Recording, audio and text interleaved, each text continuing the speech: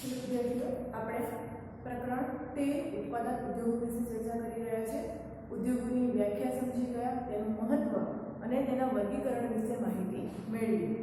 ઉદ્યોગોનું વ્યાખ્યાની આપણે વાત કરીએ તો વ્યાખ્યા એટલે જે માનવો છે એ માનવો પોતાની બૌદ્ધિક ક્ષમતા, તેમની કુશળતા અને એમની જે આર્થિક સદ્ધરતાને આધારે જે કુદરતી સંસાધનો છે એ કુદરતી સંસાધનોને ઉપયોગ કરવા લાયક બનાવે એને ઉદ્યોગો કહેવામાં આવે છે.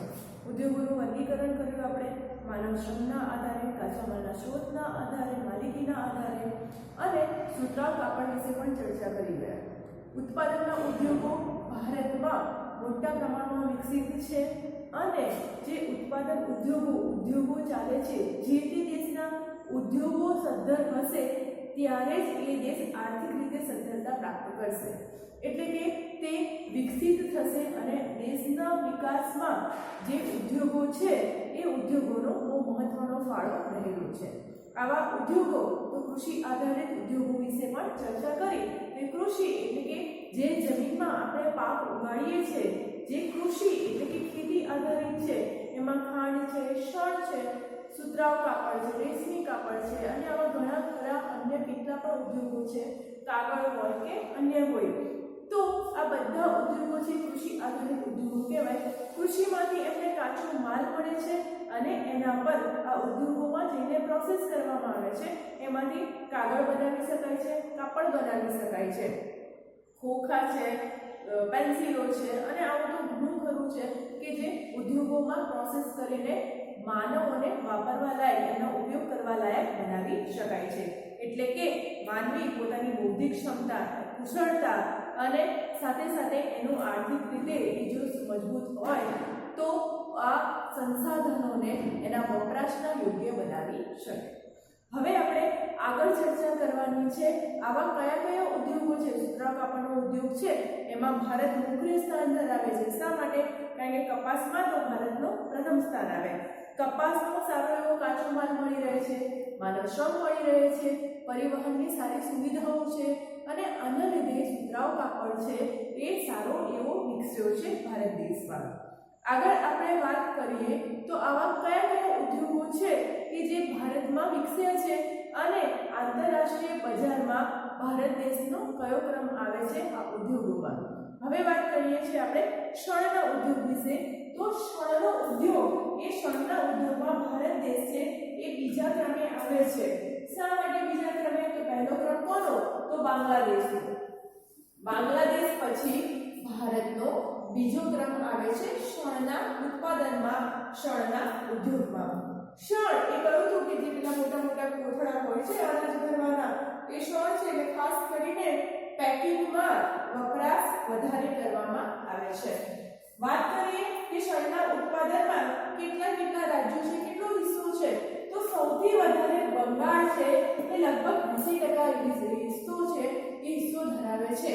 આ 80% પ્રમાણ ઉપરથી આપણને ખબર પડે કે બંગાળમાં શણના ઉદ્યોગો છે એ સૌથી વધારે પ્રમાણમાં વિકસ્યા હશે અને હાલ ત્યાં કાર્ય થતું હશે. એ પછી આંધ્રપ્રદેશનો જે હિસ્સો છે એ 10% છે. એટલે આંધ્રપ્રદેશ છે એ લગભગ 10% જેટલો પ્રમાણ ધરાવે છે. એટલે શણના જે ઉદ્યોગ છે આંધ્રપ્રદેશમાં પણ 10% જેટલા હશે. બાકીનું પ્રમાણ લઈએ તો બિહારમાં પણ શણના ઉદ્યોગો છે, ઉત્તર પ્રદેશમાં પણ છે, મધ્યપ્રદેશ, ઓડિશા, આસામ અને ત્રિપુરા પણ શણનું ઉત્પાદન કરતા ઉદ્યોગો આ રાજ્યોમાં આવેલા છે.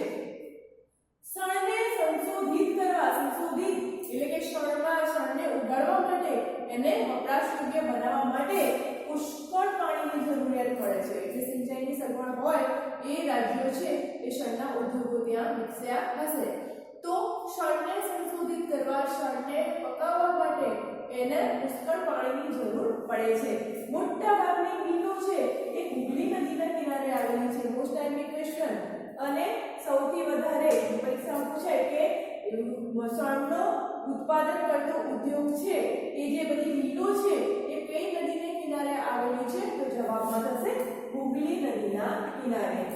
સસ્તો માનવ શ્રમ, વીમા સુવિધા, બેંક છે, વિકાસ માટેના સારા એવા બંદરો છે અને આ સગવડના કારણે પશ્ચિમ બંગાળમાં આ ઉદ્યોગો જો જવાબ પણ આપ્યો કે બંગાળમાં પશ્ચિમ બંગાળમાં 80% પ્રમાણ છે, શા માટે છે? તો બંદરોના નિકાસથી જે શણ ઉત્પાદન થાય છે એને બહારના દેશોમાં લઈ જવા માટે, તેની સપ્લાય માટે સારા એવા બંદરોનો વિકાસ થયેલો છે, વિમાની સુવિધા છે, સાથે સાથે સસ્તો માનવ શ્રમ એટલે કે એમને જરૂરિયાત પૂરતા કારીગરો છે એ ઓછા વેતને પણ મળી જાય છે. તો આ બધા પરિબળોના લીધે પશ્ચિમ બંગાળમાં શણનો ઉદ્યોગ છે એ વધારે વિકાસ પામ્યો છે. વધુ ઉત્પાદન ખર્ચ, આંતરરાષ્ટ્રીય બજારમાં વધતી જતી માંગ અને આ બધી સમસ્યાનો સામનો છે એ હાલ શણ ઉદ્યોગ કરી રહ્યો છે. શા માટે કરી રહ્યો છે? કારણ કે સૌથી વધારે શણનો ઉપયોગ કરવામાં આવતો હોય તો એ છે પેકિંગમાં. અત્યારે હાલ તમે જુઓ તો અનાજના જે હાલ પણ અનાજ ભરવામાં આવે છે તો એ હવે થેલીઓ છે પ્લાસ્ટિકની થઈ ગઈ છે અને એ પ્લાસ્ટિકની સરસ એવું ડિઝાઇન કરેલી ચિત્રો સાથેની થેલીઓ આવે છે, દેખાવમાં પણ આકર્ષક લાગે છે અને જે એને બનાવવા એટલે કે જે ભરવામાં આવે છે એ વેપારીને પણ એ સસ્તા ભાવે મળે છે. એટલે શણના કોથળા કે શણનો ઉપયોગ છે એની બદલે આ જે બીજી પેકિંગમાં છે એ બીજી અન્ય વસ્તુઓ છે એ વધારે વપરાય છે અને આ પરિબળ આ ફેક્ટર કામ કરે છે એ માટે જ હાલ શણનો ઉદ્યોગ છે એટલે શણ છે એની માંગ છે વધતી ગઈ છે. સામે ઓપ્શન છે સસ્તા દરે મળી રહી છે એટલા માટે શણનો ઉદ્યોગ છે એ હાલ ચીનના બજાર સાથે સ્પર્ધામાં છે. હાલ આંતરરાષ્ટ્રીય બજારમાં એ સામનો કરી રહ્યો છે. વાત કરીએ રેશમી કાપડની. રેશમી કાપડ સૌ કોઈને પહેરવું ગમે અને ખાસ કરીને યુરોપીય પ્રજાનું આગમન તો ભારતમાં આ ચીજ વસ્તુઓના લીધે જ થયું હતું.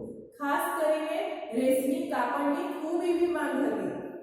આપણને પોતે પણ રેશમનું સરસ એવું કાપડ હોય તો ગમે. તો ભારતમાં એક સારી એવી ગર્વ લેવા જેવી બાબત કહેવાય કે ચીન પછી આપણા ભારતનો દ્વિતીય ક્રમ એટલે કે બીજો ક્રમ આવે છે.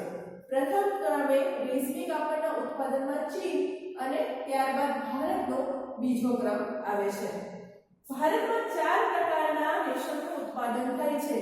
4 પ્રકારના રેશમ બને છે. રેશમ કઈ રીતે બને? તો રેશમના કીડા હોય, ખાસ કરીને એ કીડા પોતાની જે લાળ દ્વારા તાંતણા ગોઠવે છે અને એ તાંતણા એક જે રોલ વાળો કુકડી હોય એ પ્રમાણમાં ગોળ ગોળ એને વીંટાળીને એક રેશમના તારનું નિર્માણ કરે છે. એનો કાચું માલ થયો અને એના દ્વારા જે રેશમના તાંતણાઓ તૈયાર થાય છે એ પછી રેશમના જે ઉદ્યોગો છે ત્યાં જઈને એને પ્રોસેસમાં લઈ રેશમના કાપડનું ઉત્પાદન કરવામાં આવે છે. એટલે એ દેખાવમાં ખૂબ આકર્ષક અને સાથે સાથે હાથમાં પકડીએ અને જેવું મુલાયમ લાગે એવું સરસ હોય છે.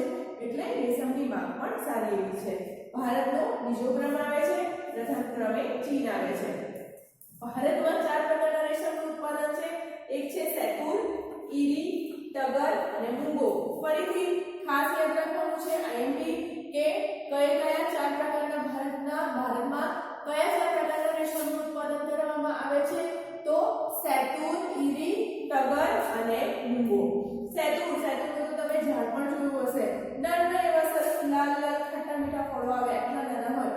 તો સેતુરનો ખાસ કરીને વધારે પ્રમાણ છે. વર્તમાન સમયમાં ભારતમાં 300 જેટલી રેશમી કાપડની મિલો છે કે આપણા ભારત દેશમાં આવેલી છે. વાત કરીએ અન્ય રાજ્યોની તો કર્ણાટક, મધ્યપ્રદેશ, બંગાળ, તમિલનાડુ, જમ્મુ કાશ્મીર, પંજાબ આ રાજ્યો છે એ મુખ્ય રાજ્યો છે કાચું રેશમ ઉત્પાદન કરનારા. આ સાથે રેશમના વસ્તુઓની વિકાસ યુરોપ, આફ્રિકા, મધ્ય પૂર્વના દેશોમાં ખાસ થાય છે. હિસ્ટ્રી ચેક કરીએ તો યુરોપના અને મધ્ય યુરોપના જે દેશો છે એ દેશો બ્રિટેન કો કે ઇંગ્લેન્ડ કો ગમે તે પણ એ બધા જે યુરોપના દેશો છે એ દેશોમાં રેશમી કાપડ છે એની ખૂબ માંગ છે. લોકોને ચાલતો નથી એના વગર, તો વધારે પડતી માંગ છે. એના સિવાયના દેશોમાં પણ સારી એવી માંગ છે જેમ કે Germany, Singapore, USA, Kuwait, Malaysia અને રશિયાના દેશોમાં પણ ભારત દેશ છે એ રેશમના કાપડની વિકાસ કરે છે. આંતરરાષ્ટ્રીય બજારમાં ભારતીય રેશમ છે ઉદ્યોગ એ ચીન સાથેની તીવ્ર હરીફાઈનો સામનો કરી રહ્યો છે. શા માટે? કારણ કે હાલ તકલીફ ત્યાં જ પડે છે. આપણને આપણા પાસે આવડત છે, કૌશલ્ય છે, આપણી પાસે સારું એવો હુનર એટલે કે આપણા એક એવું ટેલેન્ટ છે કે જે ચીનના લોકો પાસે નથી. છતાં પણ ચીન પાસે એવી ટેકનોલોજીનો ઉપયોગ કરે છે અને સાથે સાથે એ કહેવાય ને કે એમની બૌદ્ધિક ક્ષમતા એ વાપરીને જે અઘરી વસ્તુ હોય એને પણ સરળ બનાવીને સારું એવું એ તમે એના ઘણીવાર તમે જોજો એક નાનામાં નાની જરૂરિયાતને ધ્યાનમાં રાખીને એવા નાના મોટા સાધનો બનાવી દેશે કે એમનું કામ સરળતાથી પતી જાય. આ ટેકનોલોજીના ભેદભાવના લીધે ટેકનોલોજીનો સારો એવો ઉપયોગ ચીન કરે છે અને એના લીધે જે આ રેશમી કાપડ છે એ ચીન સાથેની સ્પર્ધા છે તીવ્ર હરીફાઈનો સામનો કરી રહ્યો છે.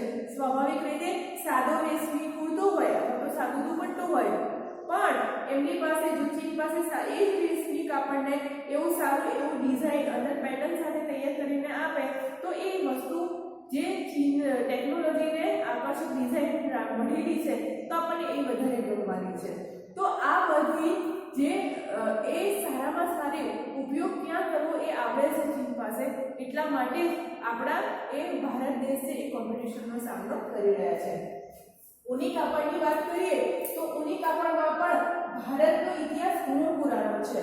આપણે જુઓ તો ઘણીવાર મમ્મીઓ છે ને છોકરાઓ માટે સ્વેટર મળતી હોય હે ને તો ઊનના જે રેસા છે અને ઊનની દોરીઓ છે એનાથી આપણા ભારતીયો પાસે અને આપણી ભારતની મહિલાઓ પાસે એવી સારી એવી કુશળતા છે કે હાથથી એ અંકોડીથી સ્વેટર બની શકે છે. ઊનના રૂમાલ, ઊનના મોજા છે, પગરખા છે, ટોપીઓ છે, આ ઘણું બધું બનાવી શકાય છે. એટલે ભારતનો ઇતિહાસ એટલા માટે જ પુરાણો છે કારણ કે પ્રાચીન કાળથી ઊનને હાથથી વણવાની, હાથથી સ્વેટર બનાવવાની કે પછી ઊનની કેટલી ઘણી બધી વસ્તુઓ છે એમાં આપણો ભારત છે એ આગળ વધતો રહ્યો છે. સૌથી વધારે ઊનની મિલો છે એ પંજાબમાં આવેલી છે અને મહારાષ્ટ્ર એનો બીજા ક્રમમાં આવે. આ પણ પરીક્ષાની દ્રષ્ટિએ આવેલી છે કે સૌથી વધારે ઊની કાપડની મિલો ક્યાં આવેલી છે તો એ છે પંજાબમાં. પંજાબમાં સૌથી વધારે ઊની કાપડની મિલો આવેલી છે. એ સિવાય વાત કરીએ તો ઉત્તર પ્રદેશ, ગુજરાતમાં અમદાવાદ, જામનગર, પંજાબમાં ધારીવાલ, લુધિયાણા, અમૃતસર, રાજસ્થાનમાં બીકાનેર, જયપુર, કર્ણાટકમાં બેલુગુરુ, જમ્મુ કાશ્મીરમાં શ્રીનગર, આ રાજ્યોમાં પણ જે ઊની કાપડના ઉદ્યોગો છે એના સારા એવા કેન્દ્રો આવેલા છે. એટલે કે ઊની કાપડના ઉદ્યોગો આ રાજ્યોમાં સારા એવા પ્રમાણમાં વિકસ્યા છે. ઊનમાંથી બનાવેલ ગાલીચાનું નિર્માણ પણ ભારતમાં થાય છે. ખૂબ સરસ વાત છે આપણા માટે કે ફેમસ જે બહારના વિદેશોમાં પણ ખૂબ પ્રખ્યાત છે એવી ભારતની ઘણી બધી વસ્તુઓ છે કે જે વિદેશીઓને આકર્ષિત કરે છે એવું કે એમના દેશમાં નથી જોવા મળતું. એમાંના વાત કરીએ ગાલીચાની તો ઊની કાપડમાંથી જે ગાલીચા બનાવવામાં આવે છે એમાં ભારત છે એ ખૂબ પ્રખ્યાત છે. એના સિવાય અમેરિકા, કેનેડા, જર્મની, ફ્રાન્સ અને રશિયા જેવા દેશોમાં ભારત દેશ છે એ ઊની કાપડની નિકાસ કરે છે. એટલે કે આપણે બહારના દેશોમાં આ કેનેડા, ફ્રાન્સ, રશિયા, જર્મની દેશોમાં આપણે ઊની કાપડ વેચીએ છીએ. હવે વાત કરીએ કૃત્રિમ કાપડ. કૃત્રિમ કાપડ એટલે માનવ સર્જિત કાપડ, માનવ દ્વારા નિર્માણ થાય છે. જેમ આજના તકિયાની વાત કરું મેં તમને ઉદાહરણ આપેલું કે કપાસના તકિયાની ગાંઠલા હોય અને હાલ જે નીકળે છે વોશેબલ રેસા તો એ કૃત્રિમ ઊન હોય છે અને એ સોફ્ટ પણ મૂલાના પ્રમાણમાં સારું એવું હોય છે. તો એ માનવ સર્જિત રેસા હોય છે અને એ પણ ટકાઉ હોય છે, મજબૂત હોય છે એટલે લોકોને એ વધારે પસંદ પડે છે. તો કૃત્રિમ કાપડ છે ખાસ કરીને માનવ નિર્મિત રેસામાંથી બનેલું કાપડ છે અને એ મજબૂત, ટકાઉ તથા કરચલી ન પડે એવું હોય છે અને એના કારણે આ કૃત્રિમ રેસાનો જે કાપડનો ઉદ્યોગ છે એ સારો એવો ભારતમાં વિકસ્યો છે. કપાસના રેસા સાથે કૃત્રિમ રેસા મેળવીને મિશ્ર કાપડ બનાવવામાં આવે છે. હાલ આપણે વસ્તુ પહેરીએ છીએ એમાં પણ ઘણા એવા હશે કે સિલ્ક અને કોટન છે એ મને મિક્સ હશે એવી સાડીઓ, એવા કુર્તા, એવા પૈજામા ઘણા બધા એવા કાપડો છે કે એ માનવ સર્જિત એટલે કે કૃત્રિમ કાપડ અને સાદા સુતરાઉ કાપડથી મિશ્ર હશે. કેરળ, મહારાષ્ટ્ર, ગુજરાત, ઉત્તર પ્રદેશ, પશ્ચિમ બંગાળ અને તમિલનાડુ આ કૃત્રિમ કાપડના ઉત્પાદનના મુખ્ય રાજ્યો છે. એ સિવાય સુરત, વડોદરા, કાનપુર, મુંબઈ, અમદાવાદ, કોલકાતા, ચેન્નઈ અને મોદીનગર પણ ઉલ્લેખનીય કેન્દ્રો છે. તમારી ટેક્સ્ટ બુકમાં તમે જે નાનામાં નાનું મહત્વનું પણ સ્થળ હશે એનો પણ ઉલ્લેખ થયો હશે. એટલે આમાંથી કોઈ જ વાત નહીં કરાયું હોય કે જ્યાં એ ઉદ્યોગ છે વડોદરા, કાનપુર, મુંબઈ, અમદાવાદ, કોલકાતા, ચેન્નઈ અને મોદીનગરમાં પણ આ કૃત્રિમ રેસાના ઉત્પાદનના ઉદ્યોગો છે એ આવેલા છે.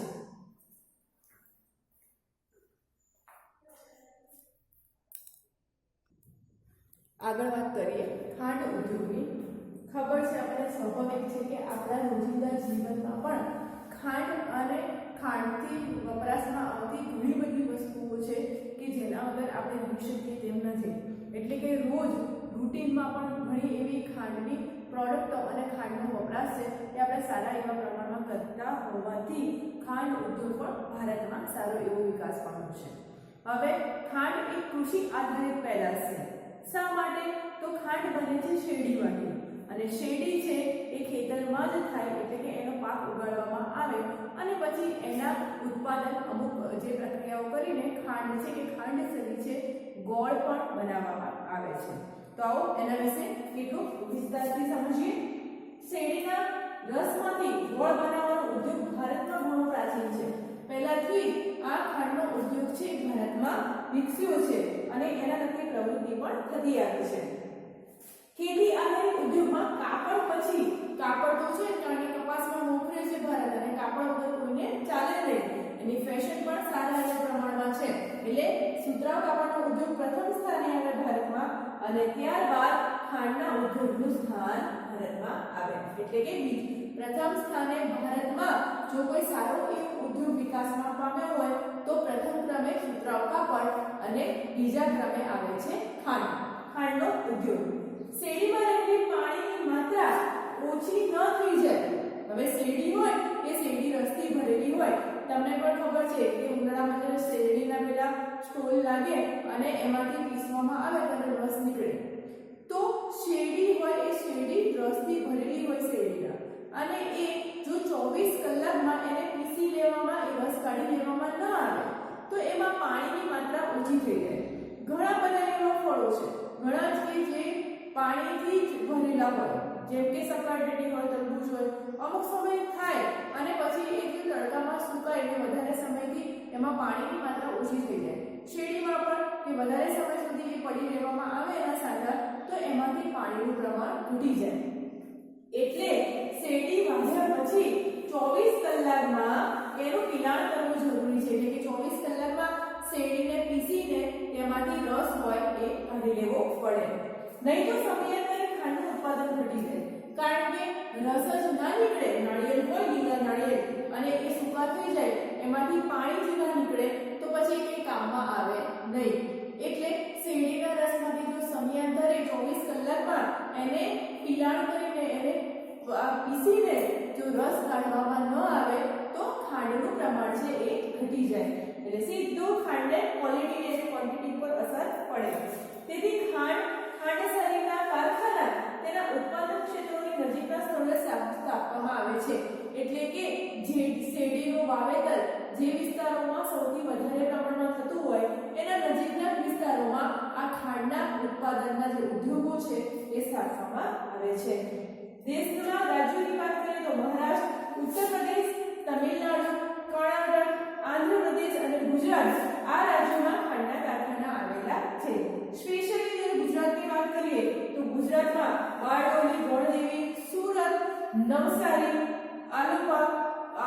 ઓલપાડ, વ્યારા, ભરૂચ, કોડીનાર તથા તલાલા, ગીર સોમનાથમાં આવેલું છે. એ સ્થળોએ ખાંડના ઉદ્યોગો છે એ સારા એવા વિકાસ પામે છે. હવે આગળ વાત કરીએ કાગળ ઉદ્યોગ. કાગળ પણ ઘરે ઘરે વપરાશમાં આવે જ છે. તો ઓફિસોની વાત કરી લો, સ્કૂલોની વાત કરી લો, વિદ્યાર્થીઓ કે કોઈ સામાન્ય વ્યક્તિની વાત કરી લો તો કાગળનો ઉપયોગ લગભગ થતો જ હોય છે. એટલે કાગળના ઉદ્યોગનું પણ ભારત દેશમાં એટલું જ મહત્વ છે. તો કાગળ શેમાંથી બને છે? ખાસ કરીને તો એ પોચું લાકડું, વાંસ, શેરડીનો રસ, ઘાસ, આ બધામાંથી કાગળ બનાવવામાં આવે છે. એટલે આ તમને ખબર પડી ગઈ કે જે કાગળ છે એ માત્ર પોચા લાકડામાંથી નહીં પણ ઘાસ છે, શેરડીનો જે કૂચો વધે છે એ કૂચો છે, આ બધામાંથી બનાવવામાં આવે છે કાગળ. આંધ્રપ્રદેશ, હવે રાજ્યોની વાત કરીએ તો આંધ્રપ્રદેશ, મહારાષ્ટ્ર, પશ્ચિમ બંગાળ, ઓડિશા, કર્ણાટક, ગુજરાત, મધ્યપ્રદેશ, છત્તીસગઢ, તમિલનાડુ છે, એટલે સૌથી વધારે કાગળનું ઉત્પાદન આ રાજ્યોમાં થાય છે. અને ઉદ્યોગની વાત કરીએ ગુજરાતમાં ખાસ કરીને તો અમદાવાદ, રાજકોટ, સુરત, વ્યાપી, વલસાડ અને વડોદરા છે એમાં કાગળનો એટલે કે જે એનો કાચો માલ આવે એને સારી રીતે એના પર પ્રક્રિયા કરીને કાગળ બનાવવાની ઉદ્યોગો એ ગુજરાતમાં અમદાવાદ, રાજકોટ, સુરત, વાપી, ભરૂચ અને વડોદરામાં આવેલા છે. ખનીજ આધારિત ઉદ્યોગો, ખનીજ યાદ આવે એટલે તમને સોના, હીરા, ચાંદી એવું યાદ આવે કારણ કે એ પણ એ પ્રકારમાં ગણાય. પેટ્રોલ પણ યાદ આવે. તો ખાસ કરીને ખનીજોમાં લોખંડ પોલાદની વાત કરીએ તો જ્યારે પણ લોખંડ પોલાદના ઉદ્યોગો છે, ધાતુઓ કહીએ ખાસ એલ્યુમિનિયમ છે, તાંબુ છે અને એવા ઘણા ખરા જે ઉદ્યોગો છે એ ભારતમાં વિકાસ પામે છે.